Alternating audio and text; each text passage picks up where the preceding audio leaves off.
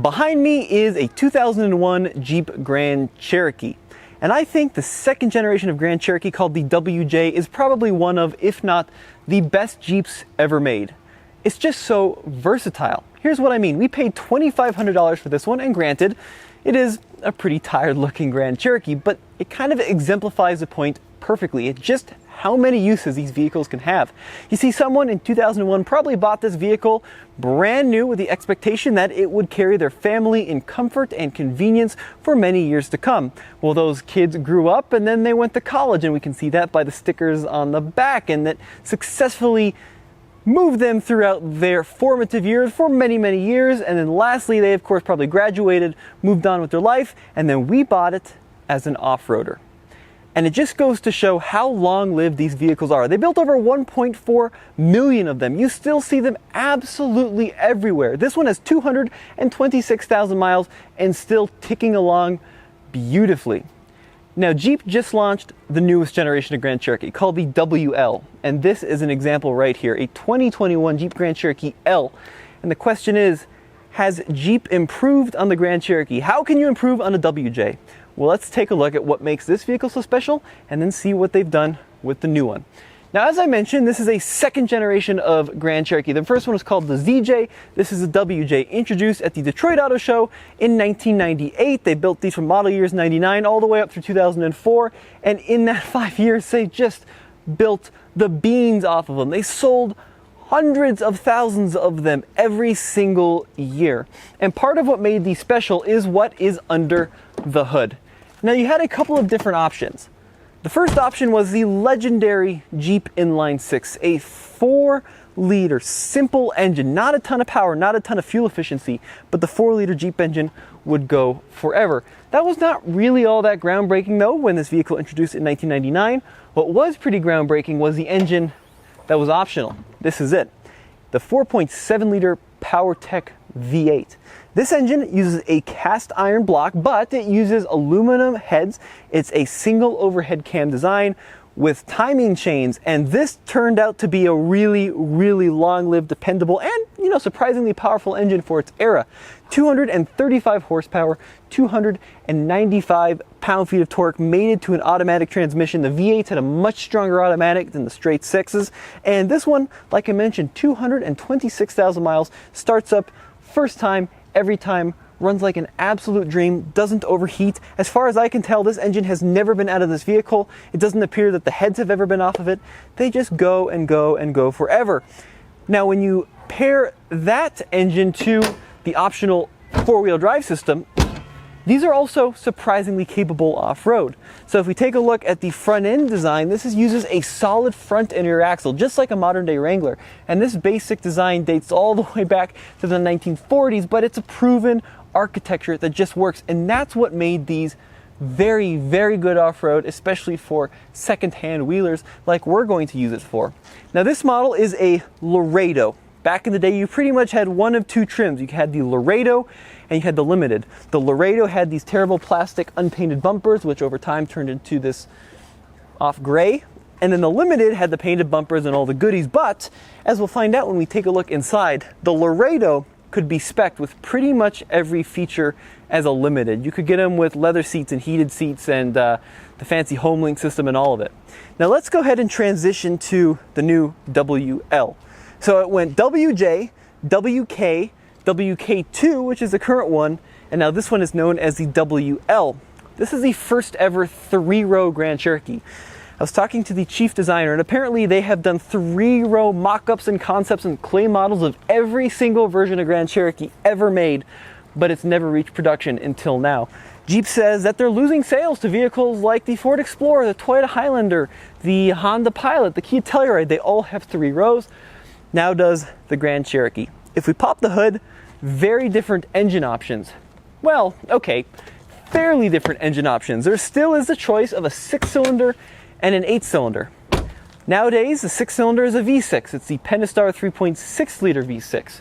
Whereas the optional engine, as in this one, is the 5.7-liter V8.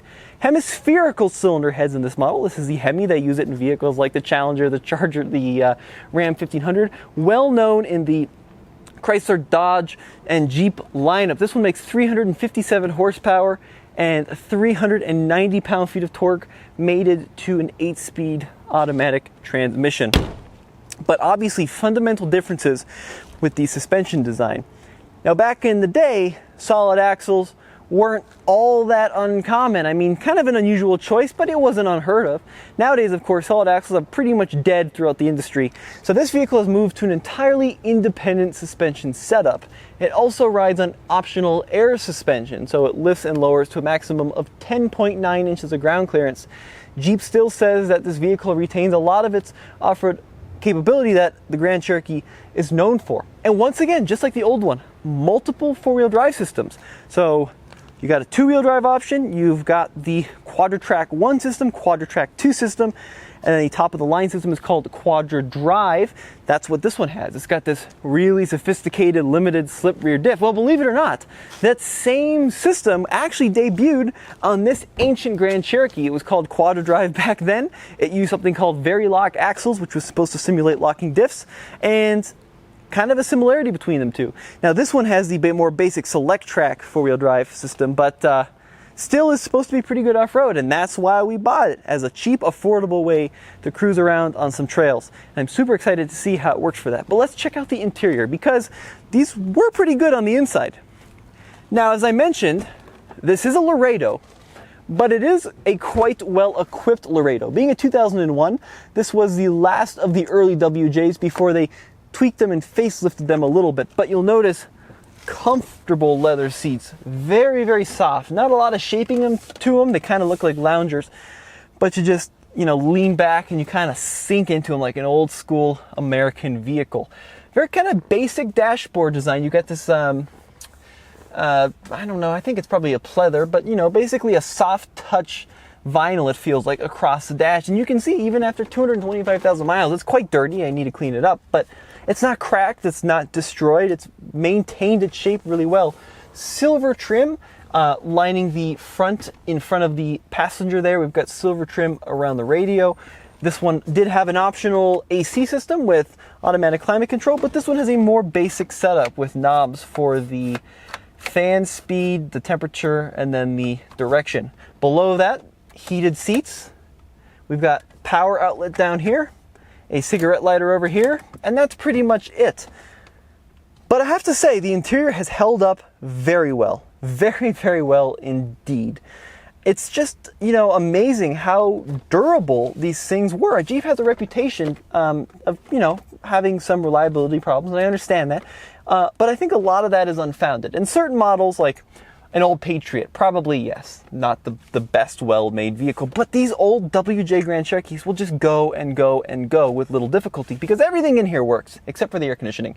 All the windows work, the cruise control works, the radio is great, it has an Infinity Gold sound system, which still sounds pretty good in 2021, the gauges work, what else could you want? For $2,500, what a steal, what a bargain. Now obviously, not a huge amount of design in here, and it's all, a little bit rickety after I just said how well made these cars are. But let's compare it to the new one and see how it stacks up. Now, unlike that old Grand Cherokee that had Laredo and limited trims, and that was pretty much it, the new one has a bunch of other options. Of course, you still have the Laredo and the limited, but then there's the Summit and the Overland and the Summit Reserve, and the option just goes on and on and on, the option list. This one is pretty darn well equipped. So if we look at the sticker, this one is an Overland, but $67,000. $67K for a Grand Cherokee, and that really demonstrates just how wide of a price range that the Grand Cherokee represents. That back in the day was probably a $30,000 vehicle when new. The new Grand Cherokee starts in the mid-30s and goes all the way up to, near $70K. Like it's a big spread. Huge emphasis on technology with this new Jeep. So digital instrument cluster and the new Uconnect 5 system. This is the bigger of the optional screens, and the Uconnect 5, it's really a good system. Look how high res it is. I mean, it's just on the next level in terms of picture quality compared to what Jeep has offered in the previous generations. It can be a little laggy to respond every now and then, especially when you first boot it up, but It's a really good system still in my mind. Lots of gloss black here. Not really a fan of gloss black, but take a look at some of the new modern safety and convenience features. Heated seats, ventilated seats, heated steering wheel. It's got dual zone automatic climate control. Pop this little cover here, wireless charging. This is now your shifter, a rotary shifter with a bunch of different off-road modes: rock, sand, mud, snow, auto, sport, different suspension heights. If you look across the dash, stitched leather on top of the dash, stitched leather across the front of the dash. You've got this exposed pour. What, it feels so good in here. I mean, Jeep has gone from building, a safe, comfortable, but maybe not luxurious vehicle, and they are like, we're going to target the Germans. I mean, that's what it feels like in here. They said, we're going to go after BMW, Mercedes, Audi with this interior, and they really have pushed the bar. I know that's probably hard to believe, but genuinely, the quality of the metals and the materials in here feel really good. If we look at the steering wheel here, buttons for cruise control. This does have an auto steer function as well. It basically keeps you centered in the lane like Tesla's autopilot would. Paddle shifters across the back of the leather stitched steering wheel. We even have massaging seats. If I engage it there, you can see on the screen, I have a bunch of different massage settings. This vehicle, especially in this trim, has extended away from just being a really comfortable and relatively luxurious Jeep into something that just brings it to the next level. Now, if we look at the back seats of the WJ Grand Cherokee, that super squishy, very over padded leather continues. It's actually not too bad. This is the seat in a comfortable riding position for the front passenger. I fit okay at 6'1", really good headroom. Now this is impressive because this vehicle is 23.4 inches shorter in overall length than the new one. Almost 2 feet shorter than the new one, which is just insane. Let's check out the trunk. So kind of a funky entrance. You pull this handle and then the whole gate lifts up, but that handle is just not very well integrated into the rear liftgate, but lots and lots of storage room back here. Obviously carpeted rear area with some tie downs continuing across the back, and then Jeep actually incorporated the spare tire underneath the floor on this model versus underneath like a more conventional pickup truck. But closing up the rear hatch here, the bumper has obviously turned a different shade than it was once, but hitch-wise, towing-wise, with the V8 and this towing package, you can tow up to 6,500 pounds, which is really pretty impressive. Now, the emphasis on luxury with the new Grand Cherokee continues in the back seat. More wood, automatic windows back here, the Macintosh sound system glowing proudly. That's one of the big deals with this vehicle. There's like 1,000 speakers and they're Macintosh, and it's got the full sunroof back here. But I like this trim that they kind of incorporated onto the backs of the front seats. It looks really nice. Dual zone automatic climate control for the rear passenger, USB ports. The leather may not be as, overinflated as the old ones, but these captain's chairs are great. You can get this in either captain's chairs or a bench back here for additional seating. And then of course the third row is also pretty usable. So 3 rows, great for families. So as we go and pop the trunk in the new Grand Cherokee, obviously power liftgate, but it gets even crazier than that because these rear seats, they actually stow electronically now. Just push and hold the button and they glide on down, which is pretty impressive. That one has gotten stuck. Oh boy. Sometimes the seat has to be in the right position. But when you get the seats folded down, you realize that the space is just enormous in the back of this new model. It is positively just, it's like a small apartment back here. Now underneath the floor, you don't get the spare tire because the spare tire has moved up and underneath like on a pickup truck. Towing wise, you can tow a maximum of about 7,200 pounds when properly equipped. Let's take them for a quick ride and then we'll close it up. On the road, the old Grand Cherokee is remarkably well composed. I feel like solid axles get a bad rap for being super bouncy and jittery, but this vehicle proves otherwise. Even 20 years later and 250,000 miles later, it feels really pretty solid. You can hit bumps at speed and it doesn't get unsettled whatsoever. Now the steering is pretty vague, and certainly I'm sure it's a little bit tired, but it drives normally. It drives like a fairly new car, and when you plant it, like, it moves. It really, really scoots. And I don't mean scoots by 2001 standards. I mean scoots by 2021 standards. It's 600 and some pounds lighter than the new one, and you really feel it on the road. Now, granted, I don't think I'd want to tow 6,500 pounds of this thing. I don't think that the engine would survive much, but the engine runs perfectly. The transmission shifts nice. It is all good. It is beeping at me for some reason. Not really sure what that's about, but overall, I think it's a pretty solid vehicle. So welcome to the new Jeep, and if you think the old one is comfortable, this one's going to blow you away. The air suspension is not as floaty, but it is much more composed. Even though the old one isn't bad, this one does drive a lot like a car. It feels very automobile-like, kind of like a sedan. It still has the ability to lift up, but very different. The steering is also better. It feels like a class or 3 bigger. I mean, it's kind of like the difference between driving, I don't know, a Tahoe and a RAV4. I mean, that's an extreme example, but it really, I mean, you just look back there and you're like, whoa, where's the rear end? There's so much space. Now, power-wise, holy smokers. That V8 is super potent. Strong power band throughout the rev range. I mean, it doesn't seem to really die out at all, and in fact, it just grows and grows and grows as you increase in RPM. The brakes obviously feel better, probably because it's got 250,000 less miles on it. But I love it. I mean, it's a very different vehicle than Grand Cherokees of the old. The price point is huge. $67,000 is a lot of money. But considering that I think this is pretty close to BMW and Lexus levels of luxury, I know I'm going to get comments on it, but seriously it is.